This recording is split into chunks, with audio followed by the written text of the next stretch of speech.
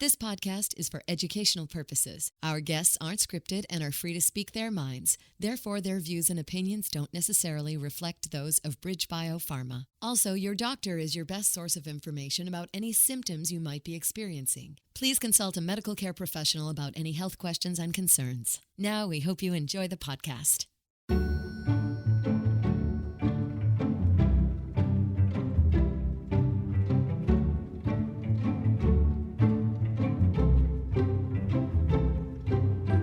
Welcome to On Rare, a rare disease podcast produced by BridgeBio, a biotech company that works on developing treatments for people living with rare diseases.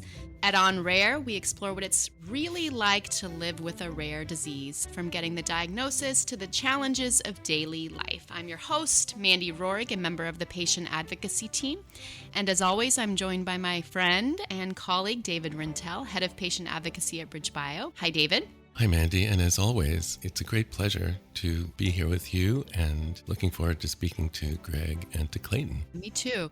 Today, we talk with Greg, who is the president and founder of DCM Foundation and also lives with a condition called LMNA, cardiomyopathy. Hi, Greg. Delighted to have you. Thanks for joining us. Hi, Mandy. Thanks for having me. Before we talk to Greg, we're going to talk to Dr. Clayton Beard, Chief Scientific Officer at BridgeBio Gene Therapy. Good morning, Clayton. Good morning. You're going to give us a great understanding of LMNA or LMNA to understand the condition and also to relieve Greg of having to explain that part. So thank you, Clayton, for being with us. Sure. So today we're going to be talking about a condition that results from having a protein called lamin that is not functioning properly. And we have multiple lamins in our body. We have lamin A, and we have lamin C, and we have lamin B. And the instructions on how to make lamin A come from a gene that is named LMNA. So LMN for lamin. A is the particular set of instructions that make that specific lamin. In our slang that we talk, we tend to talk about lamin A, and that's all we mean is lamin type A. Thanks, Clayton. And does the LMN stand for anything? Is it an abbreviation for long muscle nucleotides or something like that? Or? No, it actually stands for lamin, L-A-M-I-N, and they take the vowels out and just leave the L, M, and the A. It saves hours and hours of physicians, patients, and scientists' time to get rid of those vowels. So. We also abbreviate it. Instead of saying lamin A dilated cardiomyopathy, we say lamin A DCM. It's nice to learn how to speak cardiology, Clayton. And so lamin A makes a framework that holds this little round nucleus in its proper shape in the middle of the cells in our bodies. It has a lot of functions. It provides the structure for the nucleus, and it also provides protection to the nucleus. And we're going to be talking today about the heart. And so you can imagine the cells in the heart undergo quite a bit of physical stress as the heart beats. Those cells are getting squished and stretched. And so it's really important that the nucleus inside that cell not be subjected to all of those stresses. And so these lamin proteins have this net or this mesh that help hold the nucleus or the center of the cell, keep its shape the way it needs to be. But interestingly, the nucleus also contains all of our DNA, and different parts of the DNA are interacting with this mesh. And those interactions turn different genes on and off within the cell. In the cells in your heart, different genes are turned on to make that cell into a heart cell. So the lamins have that structural function, but they also have a really important function of controlling what genes are turned on and turned off within the cells. In this particular condition that we're talking about, somebody may have a lamin A protein that is mutated, or so it's not making that structure and that fiber the correct way.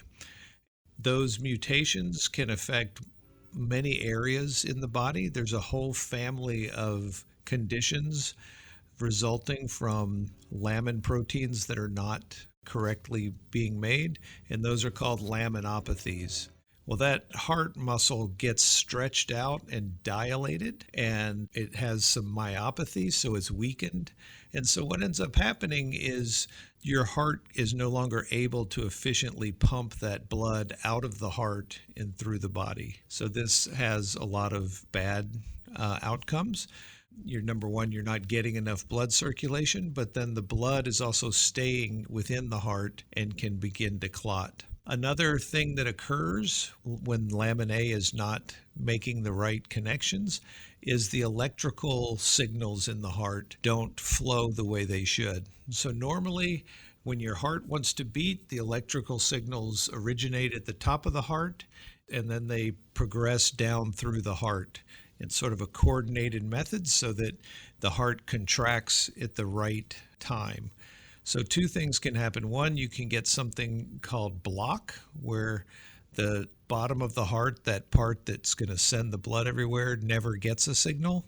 Or you get arrhythmias, and we've heard a lot in the media about AFib, and that's atrial fibrillation, and that's when the electrical signals are confused, and so the muscles in the heart begin to beat very erratically. Clayton, so because the LMNA protein is not functioning properly, two things can happen. You can get dilation of the heart and weakening of the muscle, but it can also impact the electrical function of the heart as well. And sometimes people can have one or the other, or they can have both. Is that correct? Yeah, they have one or the other, but usually we first see the conductive problems. Somebody will have an EKG or some other heart arrhythmia, but almost all of the LMNA DCM patients do progress to this larger laminopathy. And that's one of the reasons that we're developing a therapy for this condition. Mm-hmm. It has extremely high progression to this more severe form. By the time people become 60 years old, better than 50% of those people with this condition will experience heart failure. It progresses differently for everybody, but kind of along the same basic path of some electrical signaling problems and then some actual heart function problems. The signaling function problem affects the ventricle, and that's where it gets to be a much more serious condition, because when that part of the heart is not contracting properly, you lose blood flow to the body. Can you talk a little bit about the genetics of this condition? It is a condition that is hereditary, correct? Yes. People with this condition usually inherited one copy of a LMNA that's mutated. And so we've talked about how our genes are really just a page of instructions that tell our cells how to make a protein. Mm-hmm. And we have two sets of those instructions, and we inherit one from our father and one from our mother. And in this case, one of those pages of instructions is not legible or is telling the cell to make a protein that's wrong. So in this condition, having that one bad page is enough to give you the condition. So any child who has inherited this bad set of instructions is extremely likely to go on and develop this condition. It happens later in life, 40 years old, 50 years old, 60 years old, but we are actually beginning to develop methods to maybe detect this earlier. But right now, the way we detect most of this is through a person having the condition and then looking at their offspring to sequence them that, hey, this is somebody who needs to be keeping an eye out for these early signs of this condition. Clayton, it seems like LMNA has a number of roles in heart functioning, and I'm just going to say them back to you and correct me if I'm wrong. One of them has to do with the structure of the cell, particularly in the nucleus. One aspect of it is that it's active in selecting genes to operate, and a third is it's active in electrical conductivity, which is essential for heart functioning. So did I hear all of that correctly, and is there anything you would add to that, Clayton? Yes, you did hear that correctly. I don't know that the lamin proteins are directly involved in the electrical signaling, but what they're doing to the heart that signaling begins to be blocked. I see. That's very, very helpful. Greg, did you want to add anything or? No, I think it's right on, Clayton. Great explanation. And I'm a patient, not a doctor or a scientist, but I think you did a great job of explaining it. And thank you. And can sort of echo what he said is, that what I've learned is that, I think the European Society of Cardiology is sort of ranked the worst gene for genetic cardiomyopathy, kind of, I'd say the most deadly or the most disease-causing gene. I personally experienced, the heart failure, I experienced all the electrical activity and all those different things. And so, I think everything Clayton has said is I've sort of lived it, and some of my family have done the same thing too. So, thank you, Greg. So, Greg, I had a question. I know one of the steps in therapy or trying to help people with DCM, they often put in some sort of device to control the electricity, the signaling, a defibrillator, or even a pump to take over. Did you experience that along your journey? Yeah, I did. So I had the pleasure of having 3 heart devices. What I had was called CRT, which is, I believe, cardiac resynchronization therapy. Essentially, I had the third-degree heart block as well as heart failure, reduced ejection fraction, which the left ventricle grows and the heart doesn't squeeze as well. So you're getting less blood to your body. And I also had the electrical failure. What it does, there's 3 wires that sort of touch the different parts of your heart that do pacing mechanisms that actually send a little shock to make the different chambers of your heart beat. That third wire also functions as a shock wire. If the device starts seeing all sorts of crazy arrhythmias, it can provide a shock to basically get your heart back in rhythm. So sometimes it hurts really bad. Sometimes it is not so bad, but you definitely feel it. It's not an implanted device, or is it implanted in your... Yeah, and I'm showing that my scars, basically most of those devices are planted in your left chest, probably just below your clavicle. So it seems kind of late in the day to introduce Greg and to welcome him to the On Rare podcast, but I'll do it anyway. Greg, thank you so much for joining us today. David, thanks again. Thanks for having me, and thank your team and BridgeBio's interest in LMNA cardiomyopathy.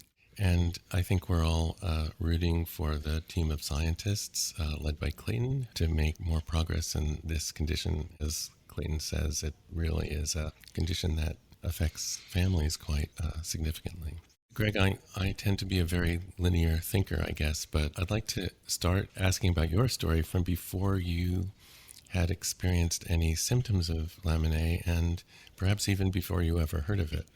Where does this story begin? What was your life like before LMNA?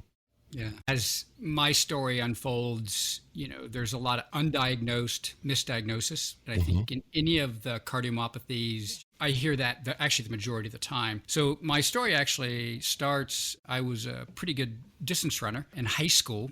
And my senior year, I was training for the state track meet in 1982. So many, many moons ago, I experienced in an intense track workout severe VTAC episodes, which means your heart just starts beating crazily, very fast, slowing down, very fast, slowing down. And at that point, people didn't really understand much about the disease. And so went to the hospital. My doctor said, you shouldn't run in college. So I didn't, but never thought much about it. After that, there were some episodes in my adult life that I thought I was having panic attacks. Come to look at it now and look back on it, they were actually VTAC episodes. Greg, so VTAC is ventricular tachycardia. Tachycardia. Right? So people know a lot about AFib, which is your atriums will start to beat rapidly. Mm-hmm. That's not deadly. People can live with it. You get disease. But when you get V-tachycardia or VFib, which basically could kill you, your ventricles start beating very fast. And that can actually cause death. So that's VTAC. So I was having these VTAC episodes, and I thought they were panic attacks. Didn't think anything about it. And then in 2003, I've always been an entrepreneur, and for one of my businesses, I got a Key Man Life Insurance, and they come and draw blood and do an EKG and all this stuff. And this was in 2003, and they said, hey, there's an issue here. Refer to a cardiologist. At that point, I had small electrical issues. That would have been 22 years ago. I think I'm 61, so that would have been, 39? Also, I had an ejection fraction of 38%. Go ahead. And I can Describe explain what an that. ejection fraction is. Yeah. Yeah. So ejection fraction is how much your left ventricles, they use the left ventricle measurement, how much blood your heart squeezes out each beat. Let's say it's about 60%. So the normal person will squeeze out from their left ventricle, heart into the body, each beat 60% of the blood in the heart or the left ventricle. And so if you have a reduced ejection fraction, you are squeezing less blood to your body. So your body is actually getting less blood flow, which is not good. So I had a reduced ejection fraction of 38% from the normal, let's say 60. But I was healthy, exercised a lot. And so the doc's like, yeah, you seem to be okay. We're not going to do anything about it. But a 39-year-old fit with a 38% ejection fraction, electrical issues, they should have done something about it. And they didn't, right? So I went on and lived my life. And in 2014, I was sitting at the allergist. And he said, Mr. Roof, your heart's beating at 32 beats a minute. And it's very arrhythmatic. I'm calling the squad. I'm like, dude, I'm fine. I like to venture and think that I'm a tough guy, right? I went to my general practitioner and then got another echocardiogram. An EKG or ECG will actually measure the electrical activity and how your heart's beating. An echocardiogram or echo, it's like a sonogram if someone is pregnant to look at the baby. It looks at the blood and how it's squeezing, things like that. Did that, had issues, was referred to Cleveland Clinic. I live in Ohio, so I would have been almost 50 at this point. And they said, Mr. Riff, you're very healthy. You have idiopathic or non-ischemic cardiomyopathy. Cardiomyopathy can be caused by if someone has a heart attack and they have muscle damage, they have cardiomyopathy. Chronic high blood pressure, chronic diabetes, chronic obesity, those long-term stresses in the heart can cause cardiomyopathy. If all of a sudden a healthy person walks in and has cardiomyopathy with none of those issues, they basically call it idiopathic or non-ischemic, which means we don't know where the disease came from. They recommend genetic testing. Luckily, I was at Cleveland Clinic. They did genetic testing, and they found that I had 3 gene mutations that cause cardiomyopathy, 2 LMNA genes. So LMNA 331 from my father, which is it's pathogenic or disease-causing. And then for my mother, I had LMNA 399 and TPM1. So kind of interesting. It's not often you have somebody that has multiple genes and coming from both sides of the family. So at that point, I was diagnosed, and the whole concept idea was, you've got LMNA, you've got third-degree heart block, you've got left bundle ventral block, and I had a 35% ejection fraction. With that advanced disease, you're on the road to a heart transplant. They kind of told me. So then I actually transferred my care to Ohio State University. It's 20 minutes from my house. There's a Dr. Ray Hirschberger that I started the DCM Foundation with, a long-time dilated cardiomyopathy genetic researcher, was at Ohio State and a heart failure doctor. So I transferred my care from Cleveland Clinic to Ohio State.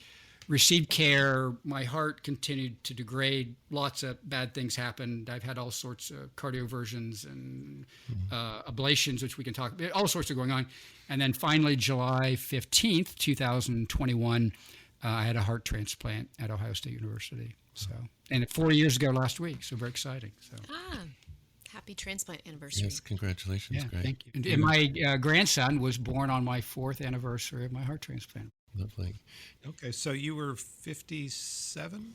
57, I was transplanted, yeah. So, Greg, you won or really lost the lottery in terms of the genetics of this condition. I just wonder if you or Clayton can explain the ablation and the other interventions that were used before your transplant. Clayton, you want me to take a shot at it, and then you go. You've had it, so I think you're more of an expert. And I talk to patients a lot. With LMNA, I think as Clayton had mentioned before, it can cause a lot of electrical issues with the heart. A lot of those issues can be arrhythmias, whether it's AFib, ATAC, which is very similar. And so with a defibrillator, I had a CRT, which is a combined pacemaker defibrillator. And so that's to prevent any issues, sudden cardiac death, any issues, to basically keep you alive if your heart goes a little crazy on you. The other issues are you can have chronic electrical issues, and one of the procedures that they can do is called an ablation, which you go into a Star Wars looking room with all sorts of TVs and devices and scanning, and they actually go in through one of your arteries or veins. Could be wrist, neck, groin, and they can see where the misfirings of your heart, where there's erroneous electronic activity causing PVCs, causing ATAC, VTAC, different types of misfirings, electrical misfirings.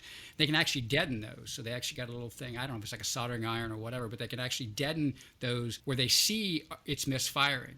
So the hope is then to stop or greatly reduce the misfiring, the electrical misfiring of your heart.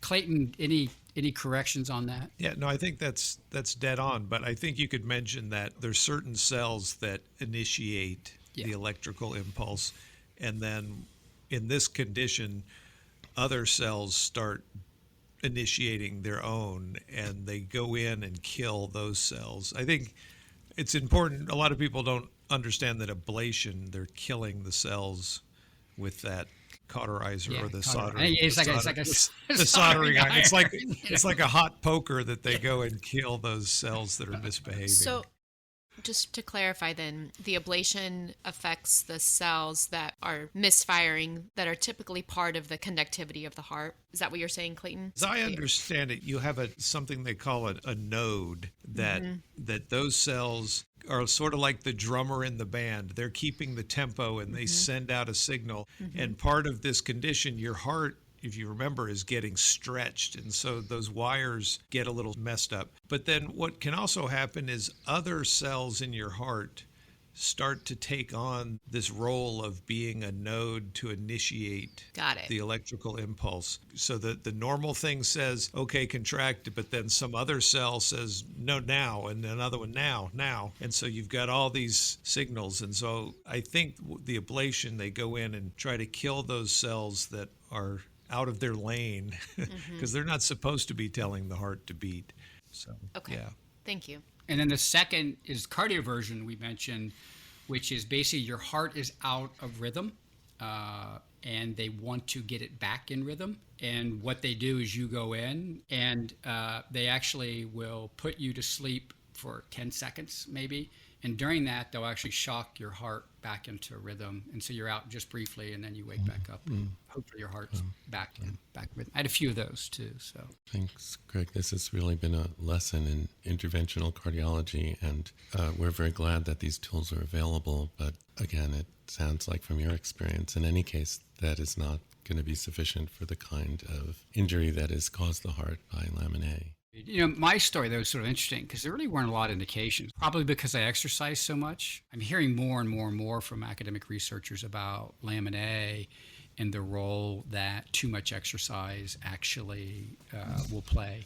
And that may have been a cause for my disease to develop. I was the youngest one in my family. My father died of VFib at 77. My grandfather died in his sleep in his early 70s. But I'm sure it was LMNA. But I was the youngest one to get hit. So the penetrance in my family tends to happen a bit later in life. Exercise, crazy. I hit life really, really hard.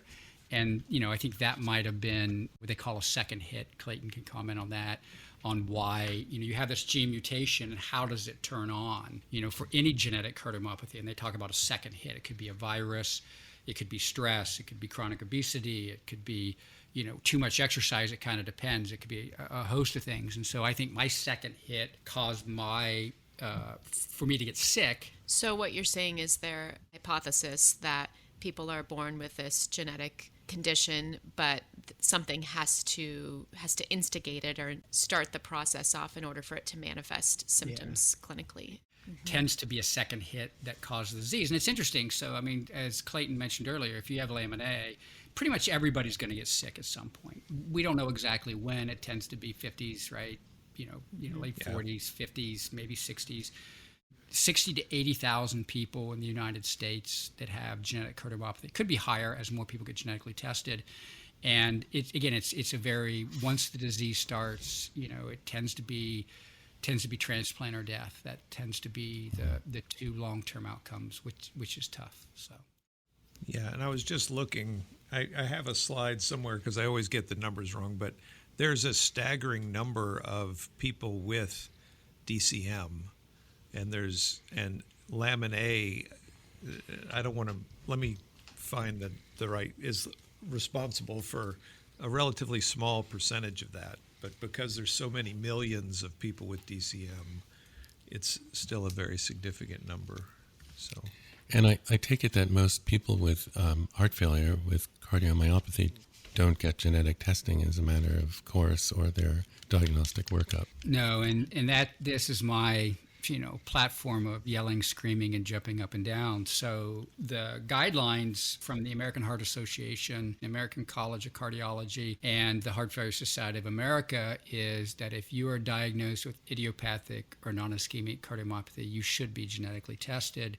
Probably around 2% of the people that have idiopathic or non-ischemic. It's terrible. So we started a group under the DCM Foundation called the Genetic Cardiomyopathy Awareness Consortium about actually raising the awareness that you need to get genetically tested. The cardiology community in general just doesn't test people for some reason, despite the suggested guidelines. And so we even actually started our own genetic testing company for free genetic testing, funded by patients with genetic cardiomyopathy to get free online testing, swab test sent to your house. When you look back over your journey to getting diagnosed, and you talked a bit about not taking it that seriously early on, do you feel like if you had this sequencing available and somebody had told you that you had that mutation, how would that have changed your path, and would that have made it easier for you recovery or the treatment? Great question. And one, I'll talk about my children first, then I'll go back to me. So my kids were all genetically tested when I was diagnosed. So they're followed. So they all have either one of the LMNA or TPM1, the LMNA 331, two of my children have, which seems to be the bad gene. But they're followed. They're followed every other year with EKGs, maybe a Holter monitor, echocardiograms. It's important that if you are diagnosed with genetic cardiomyopathy, LMNA cardiomyopathy in general, that your family get tested. And again, that's a recommendation that all first-degree relatives be tested. There's two things. So one, you can be followed. So at the first signs of disease progression, two things can happen. One, and the most important, is you can get an ICD. Knowing that there's probably 12 to 15 genes that cause cardiomyopathy, including LMNA. Most health insurance companies will pay for this. So you can get an ICD, which is an insurance policy, right? So you get a dangerous arrhythmia, you don't die, you live. Like that's a huge thing. The second piece is that the earlier you start drug therapy in the disease progression, the longer you will stay healthy. I was down to 35% ejection fraction. I had third-degree heart block, left bundle branch block.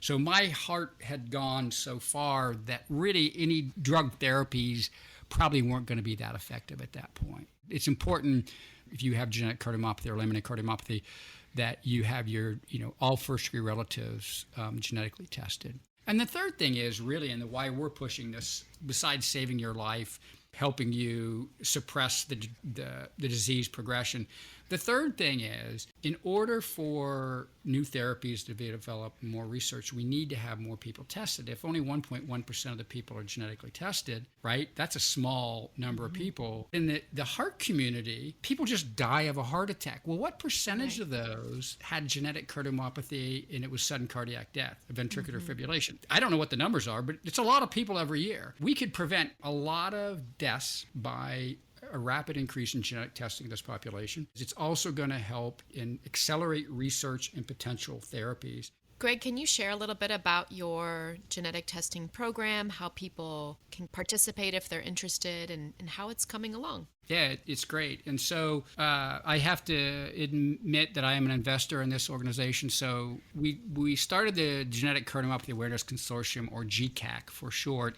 to raise awareness about testing, but we found that there weren't really great viable options for patients in genetic testing. I spent a lot of time talking to the genetic testing companies and seeing if we could create something. We're starting an actually medical community campaign the second half of this year on educating the cardiology community on genetic testing. And so what we found is that the vast majority of cardiologists don't have access to genetic testing or counseling. We're like, to heck with it, or I'd say screw it, if I can say that. Well, let's start our own. And so I reached out to patients that have genetic cardiomyopathy that I know had resources. We raised $2.75 million to start a free genetic testing company. It's pretty good too. And the company's called Everygene. And we have enough money raised through the end of the year and 5,000 free genetic tests. The Broad Institute actually does the sequencing, and David, you probably and Clayton know them. They're, I think, the largest sequencer. So MGB LMM is actually doing the analysis of the test results. And then we have a company called DNA Visit that's actually doing the virtual genetic counseling, but it's free. And now for cascade testing patients, it's $349 total.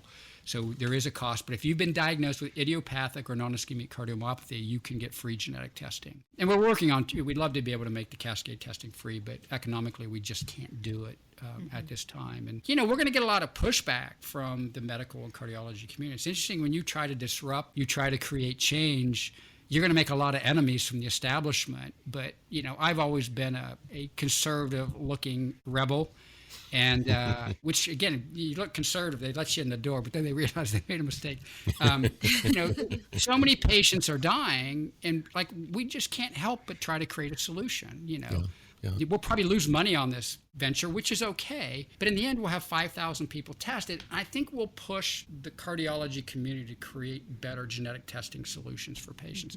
So it's really about pushing the community, the medical community, to do the right thing. It's exciting. I mean, it's an exciting venture. So thank you. It is so interesting to hear about this, and a great example of what the patient community can do, what the communities are capable of, making up for an absence of easy access, adequate and informative genetic testing, and how you and a group of other people who've experienced genetic cardiomyopathy were able to put this together. It's really an incredible accomplishment, and also a great model for all communities about what can be accomplished. Thank you. It's always a journey, but I was given a second chance at life, and I kind of look at it. One, my kids might get sick from this disease, and so there seems to be a clock on all of this. And so I look at my last hurrah in my professional career. I don't think I have a choice but to try to press this thing as hard and as fast as I can. Related to what you said about your kids and to the heart transplant, kind of have a hard question. One is how it feels to be aware that you've passed on a genetic condition. I ask this not naively because I know it, and I feel it myself personally sometimes, as we all pass on characteristics, and sometimes they're disorders, and sometimes they're health related concerns where there's no gene identified. That is my first question. I'm just going to give you my second question as well. Which is, a post-heart transplant, you still have the LMNA genetic condition, and I wonder if your transplanted heart could also be vulnerable eventually to that gene. Interesting. Yeah. So first question, when I found out my kids I'd passed the LMNA gene on to my kids, and it's one of the few times that I cried throughout the entire process. It is difficult. I mean, you feel terrible. And that's when I said, well, I've got to do everything I can, right? It's gut-wrenching. Father passed the 331, which tends to be the really bad gene. I had dreams of my father crying, coming to me from the other side that he did this. And I think there's a couple things you can do. You can sit around and mope, feel terrible, or you can do something about it. So, an important lesson that nothing you did makes you responsible for passing on that gene. It doesn't stop us from feeling sometimes guilty, but maybe transforming those emotions into action can really make a difference. All right, now the other difficult question, which is, what have you been told will happen to your transplanted heart and having this genetic condition? Yeah, I'll answer, then I'll let Clayton sort of give his, if that's okay. So from what I understand,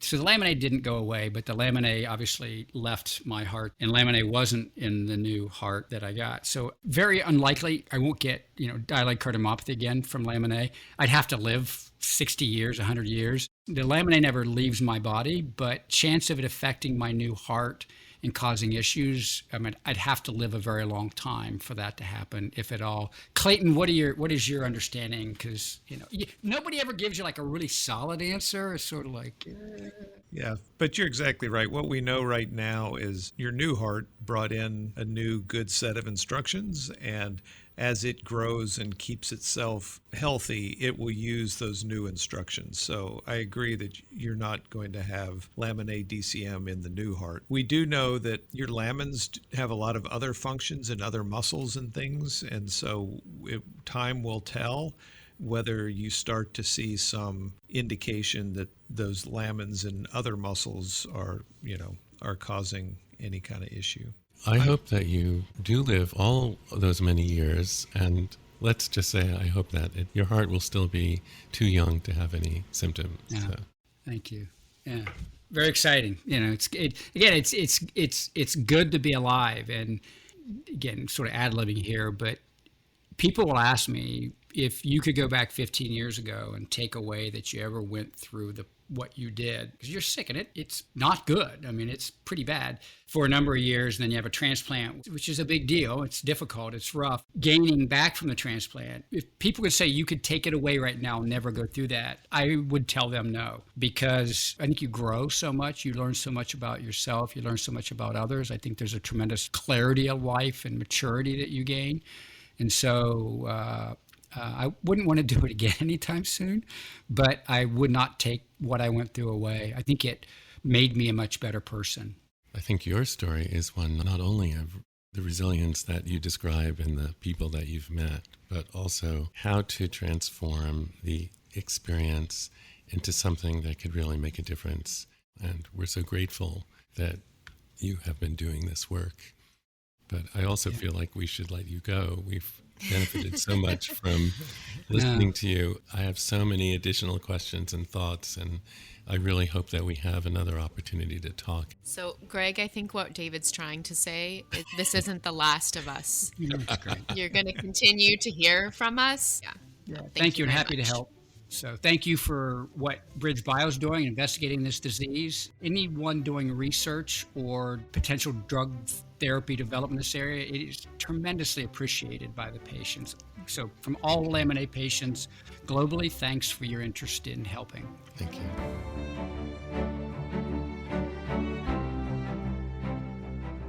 I have met Greg in person and have had the privilege of talking to him a couple of times. And what always strikes me is how he turned his experiences into action. He could have just accepted that as his path and as his fate, but he transformed that and has created an organization, has created a pathway for genetic testing, and hopefully a pathway for additional innovation and potential therapies for this community. This condition damages the hearts of people. They're not aware of it when it gets started, and it sounds like it goes undetected for way too long. By the time that it's detected, there's a great deal of heart damage already, and that's a big concern. And secondly, I echo what you said, Mandy, that this is an incredible story about someone taking a very, very difficult set of circumstances and making something happen. Absolutely. And Clayton, thank you for joining us.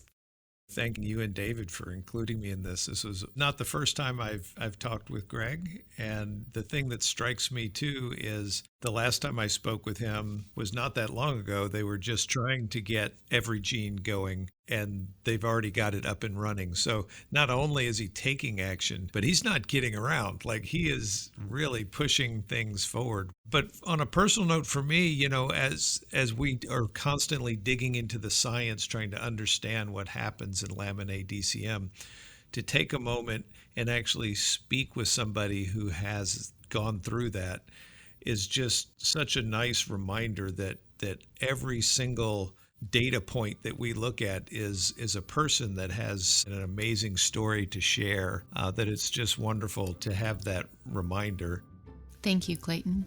And thank you, David. And a huge thanks to Greg for sharing his story, sharing his experiences, and inspiring all of us to take not just action, but as Clayton said, efficient action. And as always, thank you to our exceptional producer, Amy Brooks. If you would like to learn more information about this condition, check out a few of these resources: the DCM Foundation, which is Greg's organization, the LMNA Cardiac Diseases Network, and if you're interested in learning more about genetic testing for people with cardiomyopathy, check out Everygene.com. If you like this podcast, please subscribe. If you have any questions or comments, we'd love to hear from you. Write us at onrare@bridgebio.com. Thanks for being with us today. and we hope you join us for our next conversation on Rare.